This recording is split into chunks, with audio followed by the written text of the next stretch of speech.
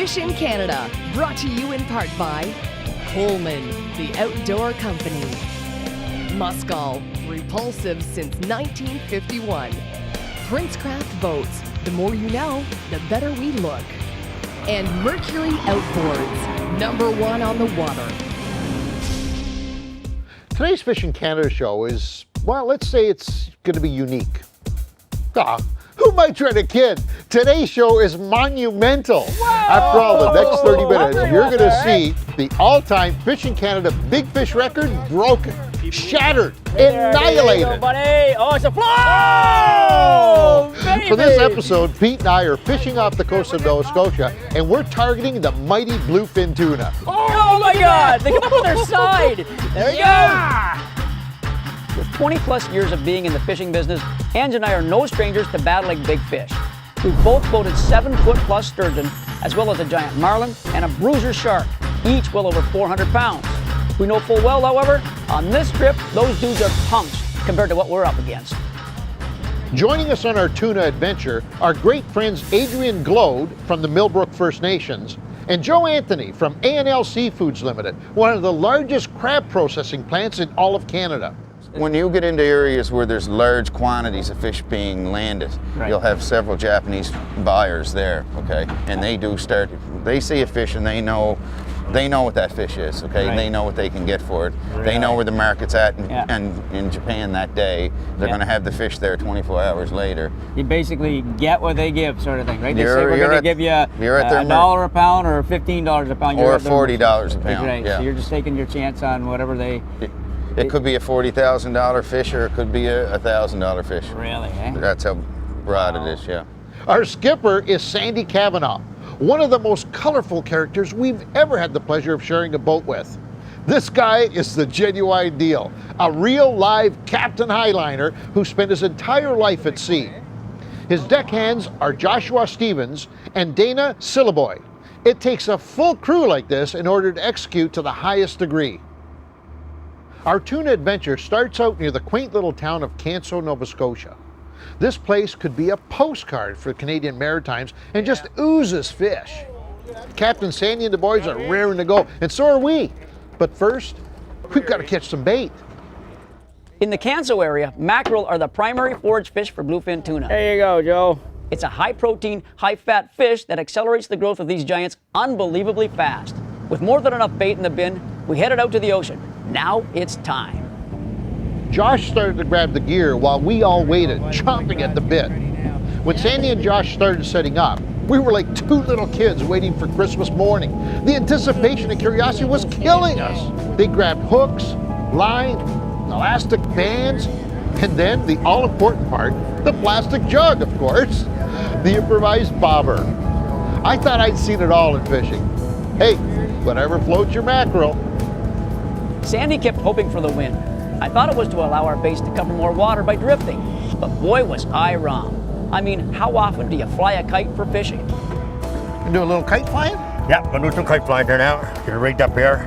This, by the way, is the most incredible form of angling I've ever seen in my life. Is it? This is great, man. Yeah. But you gotta make sure you get everything all lined up before you let her go, right? Yeah, Because if it gets caught over the end, she'll go sideways, right? So you gotta keep her straight. okay. Yeah. Now we're gonna let her out about 80 feet. Sandy was fully confident in his kite rig as well as the area we were fishing. He's caught hundreds of tuna here on this exact setup. For those of you who follow our show regularly, you know how much I love fishing topwater baits. But this is a little over the top, isn't it? Oh well, if this kite rig works, it will definitely be the most elaborate and exciting topwater hit I've ever witnessed. And these fish are traveling up on the surface in this deep water. Traveling around. Now see, he's kind of down now, right? So I slack it out. Yeah. When I do, up he comes, right? Wow. See, he fetches up there and brings the line up. Now, do you actually see them, the schools of tuna coming in? Sometimes, yeah, but most of the time with that, you just see a splash of the water, right? Water flying, all the way water flying. That's exciting. Oh, I love topwater fishing for bass. Yeah. This is about as close as you're ever going to get to Oh, that. yeah, the bass, yeah. But it's a lot bigger than the bass. Oh, yeah. Yeah. All right, talk to me about the fish. What do we have to see out here size-wise? Well, they're all different sizes, right? But Yeah. usually if we can get something anywhere from 250 to 300 pound, that up is, we take it in, right? It's a smaller one, We just take the hook out, release them, right? Now, I've fished under pressure conditions before during tournaments where you have to bring the fish in order to make a paycheck. But this is taking that concept to the ultimate level, because every fish here, I mean, you guys are out here to catch fish, bring them to market and sell them. That's how you make a living. Exactly, yeah. And so no fish, no money. The first recorded tuna ever taken on a rod and reel was caught by Charles Holder in the late 1800s off the coast of California. Little did Charles know back then that it would turn into a multi-million-dollar addiction to many. As time crept on from this original catch, fish sizes kept constantly growing. 400 and 500 pounders started showing up. Zane Gray's 758 pounder, and then the first 1,000+ pound tuna, and finally, the current world record bluefin caught off the coast of Nova Scotia, which hit the scales at 1,496 pounds. This truly is a fishing phenomenon. as time went on, I could see Sandy and the crew were getting restless.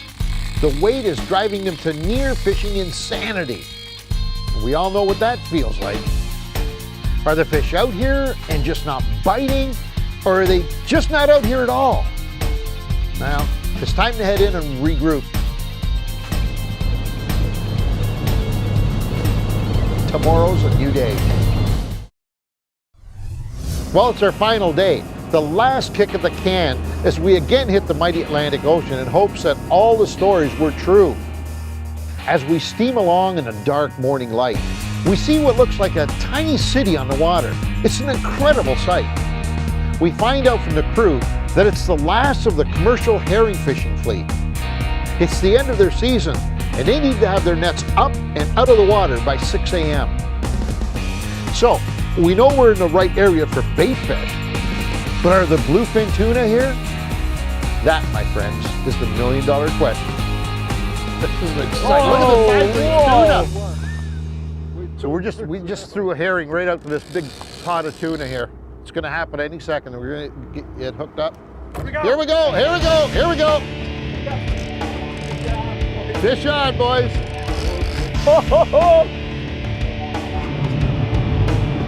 Whoa, he's just bending that rod like a pretzel. That rod, I'm telling you, is like a 2x4, and he's just bending it. He's smoking, man. He is smoking. Look at that. That reel is ripping. Look at the line on this thing. Going out to the ocean. Going to Newfoundland, that boy. Ready? Keep pushing on. Reeling it. Come on, buddy. Come on, good buddy. Holy moly. Oh, boy. This is the strongest fish I have ever been Box around the corner involved with. Let me tell you right now. Back. Wow. Wow, man. Wow. Bizarre having to use the rod holder, eh? Holy moly. Now I know why I need a glove, buddy. The captain's already got it in the box for money. That's the big thing here. You know, this totally different is that this fish is worth a lot of money to this crew. So, I mean, Pete and I are just used to sport fishing where it's no big deal. You still hate losing them, but it's no big deal. To these guys, it's a big deal. So there's a bit of added pressure on. Oh, yeah. Money in the bank, buddy. Money in the bank. Money in the bank. You got another glove, Skipper? Yeah, there's glove going over the place here. Where am I looking? Oh, look at this. He's a special one. Woohoo! He's taking the backing.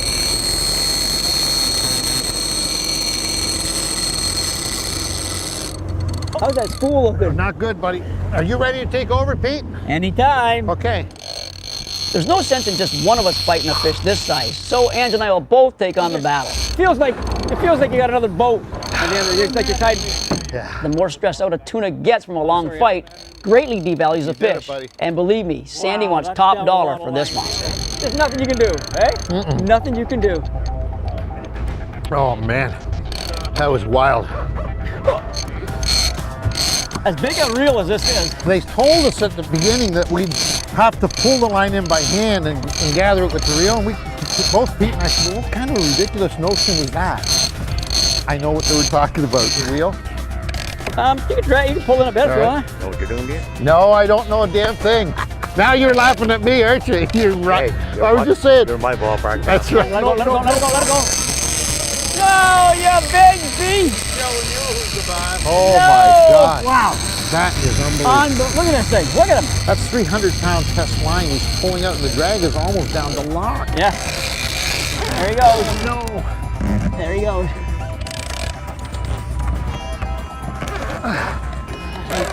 If I'm predicting, it's got to be 500 pounds. Oh, I would think so. Just based on the sheer power and strength.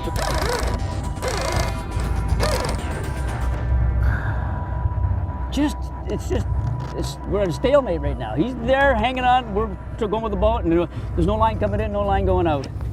I hope this is a big fish, buddy. Yeah, me too. How long have we been fighting him?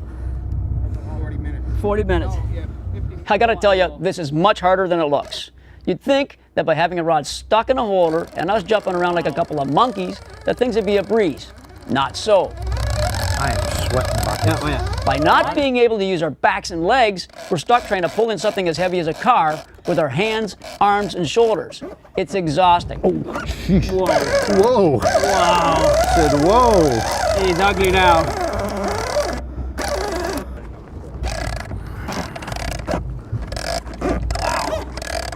Two-man job, that's unreal. Oh, for sure. This is the most regulated sport fishing or commercial fishery on the planet. Yeah, right I think here. so, yeah. It is. Yeah. It is so highly Amazing. regulated. Every single move that the captain makes when he's out here fishing has to be recorded. They have to radio it in. I mean, he already radioed in the contact time that we made first contact with this fish, and I believe periodically he has to let him know where it is. The fish has already got a serial number. It's got a tag that's going to go on it. The log's already filled in. Oh, there it is. There he is. There he is. There he is. All we need to do is break 475, Captain, and you got a new Fishing Canada record. Now we just gotta get him in the boat. Wow, yeah. Finally, the beast is getting close to the boat, and not a moment too soon, may I add. Pete and I are pretty well toast. There's the big guy right there. Look at it. Look at this. Oh my God! Real. Did you see it? Real. Oh my God! He did that thing they said you can look at us. He just looked at us. Oh, that surprised me. You know, you're seeing his tail and all that so thin. Did he part that melon out? Oh my God. That's over 5 for sure. Oh, I'd say so. I don't know what these things are. Come on, Viola. Work it. Work it, Viola. You should have done these push-ups. Keep reeling, Hans. Keep reeling, Wes. We're going to pull the line now. Reel him. Yes! Quick. I'm trying. Look at this thing! Oh my God! Oh my Look at God. this thing! Oh my God! Oh my God! That this is the biggest fish. Wow, Captain! Muscle him Yo! Yo is right. Good stuff, man. Good stuff. Good work. Woo. Josh, my Good man. work. Straight on, buddy. Hour and a You're the half. man, Adrian. That's great, buddy. Have 5. I can see why they chase them all over the planet, spending thousands and thousands of dollars trying to catch these fish. I'm talking about the sport fishermen now and releasing them. Yeah. Because there is nothing more powerful in the ocean, in a lake, in any body of water. Nothing is more powerful than that. That's scary. Now, the word is that the tuna price right now is almost at its peak. This fish, you know, if it weighs between 500 and 600 pounds, even if it's, I'm going to say $15 a pound. I've heard, I mean, last night we were on the phone, a couple of distributors were talking, and the price could be as high as 34 bucks a pound. Yeah, scary. But even at 15, I mean, that's a lot. Oh my God. Money. Well, they were talking about, remember the guy said they had 5 lined up. A buyer looked for what he wanted. He didn't take the biggest one. He took the one that was between 500 and 800 pounds, whatever he said there. 36 grand or something for that one fish. $36,000. This fish could one be fish. worth a fortune. That's why these guys are 20. I mean, for us, it was great. Don't get me wrong. The fight was incredible. We could have thrown but, it back. But quite honestly, we could have just released the fish and let it go. Absolutely. But that's not what this fishery is all about. I mean, this is not a put and take fishery. And in as much as it's highly regulated, you know, there's this particular boat, I think, has a 5,000 pound quota. So in that short little window, about a 60-day window that they're going to be fishing them, they can, if all the fish were this size, they could take what, 10, 12 fish. Yeah. And that's it in this whole ocean. So it's highly regulated. Yeah. But this is their livelihood, right? This time of year. If you think you can get away with poaching one of these valuable beasts, think again. Before we could even start the boat and head back, the DFO had heard we landed a fish and were on us instantly. That is good fisheries management. Now, so what do you guys do? Come on board, obviously you checked our fish. You make sure that everybody is within their rules and regs, because it's all about permits here. I mean, people have got licenses, permits, they're all different. How do you keep it all in check? We're here mostly for, like, for example, this fish here, to make sure it's tagged properly, Yeah. to make sure it's hailed in, and to make sure, you know, all the conditions on the license is So you adhered fellas know exactly when all these fish are being caught, the time, the length of time probably to bring them in, the weights once they're weighed in. I would imagine you get a report of the size of the fish. That tag that's on this fish somehow works its way back to you, I would think, and then you record it and you have a complete record of what's going on. And the reason for the tag is so that when the tuna is shipped and we know it was a legally caught fish, Yeah. That you can there's check not, it out. Yeah. you know, there's not people catching fish without license and getting those fish on the market. Yeah. So, Well, Don, you know, some people say I've got the best job in the world, but I'm starting to wonder. I kind of like yours. My friend, thank you very much. We appreciate you coming on board and having a chat with us and checking us out, making sure we're in line. very good. It's been fantastic, and you have a magnificent fishery out here, and congratulations on maintaining it the way it is. Thank you. Thanks, guys. Appreciate it. Take care. The fish processors are waiting. They've heard that we've got a big fish coming in. We hoist it up, snap a couple of pictures, Yeah, boy. and haul it into the plant. Our behemoth weighs in at 1,006 pounds. 1,000 pounds. Filling up now on mackerel and herring. At $12.89 per pound, that equals $9,577.27. Wow. Fish in Canada Hotspots, brought to you by RadioWorld.ca. Today's Radio World Hotspot is located off the east coast of Canada, out from Valentine's Cove in Nova Scotia. The waypoint on your screen will get you to some giant bluefin tuna. These big beasts are feeding on herring that school near an underwater ridge that is clearly indicated on an avionics chart. By hiring a registered tuna guide, you can be assured that all necessary gear and legalities are taken care of. Remember, there are strict regulations on the mighty bluefin tuna. Be sure you know all the laws before you proceed. For more hotspots like this one, visit fishandcanada.com. Today's amazing tuna adventure took place off the coast of Nova Scotia. To get there, we flew from Pearson International Airport in Toronto to the Halifax Stanfield International Airport in Nova Scotia. We then drove northeast on Highway 102 and then traveled east on Highway 104. We next turned south on Highway 16 to our first stop, Canso. To get to the second half of our trip, we took Highway 16 northwest, then traveled west on 104, and finally headed north on 337 to Valentine's Cove. Both Canso and Valentine's Cove are known for their world-class bluefin tuna fishing. Fish in Canada, brought to you in part by Stearns, the life jacket experts. Ram Trucks, nothing works harder than a Ram. Castrol, more than just oil, it's liquid engineering. And US Reel, when performance means everything.